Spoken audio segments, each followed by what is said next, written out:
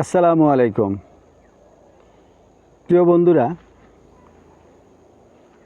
আবারও নতুন করে আবৃত্তি করছি কেন এত প্রহসন কবিতাটি।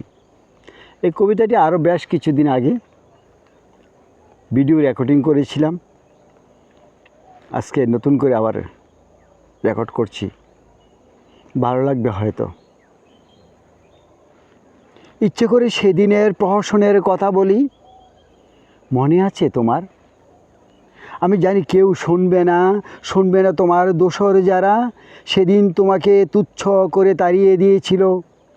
সেই প্রহসন আজও মনে প্রশ্নবিদ্ধ করে, জিজ্ঞাসিত মন উন্মাদ পাগলের মতো তত্ত্বের সন্ধানে খুঁজে ফিরে।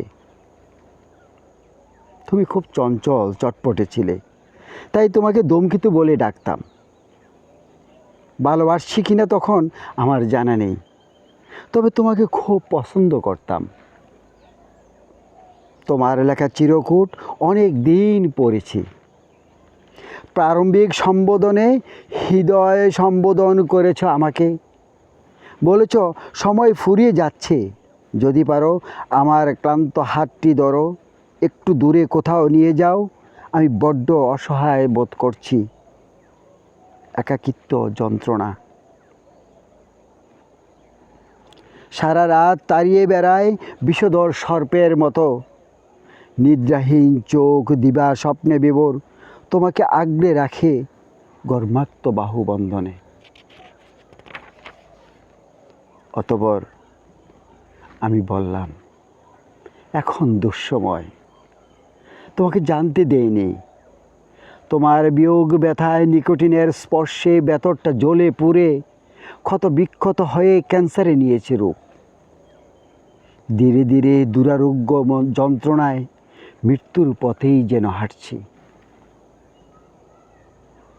তোমার দোসরদের বলে দিও, আমি দুষ্কৃতিকারী নই, গেরিলা তামিল যোদ্ধা নই, সন্ত্রাস নই, হায়ানা নই। তোমাকে জোর করে উঠিয়ে নিতে আসিনি তখন।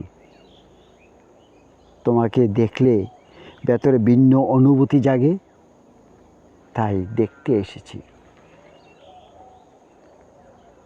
যমদূতের সাথে হয় কথোপকথন প্রায়ই, বাক্যালাপগুলি ভীতিময় যন্ত্রণার সময় ফুরিয়ে যাচ্ছে।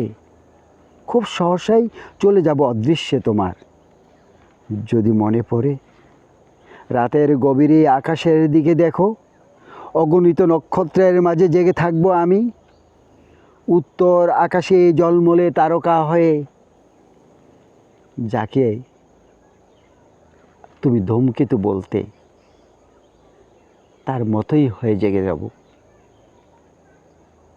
তার মতোই হয়ে জেগে রব। ধন্যবাদ।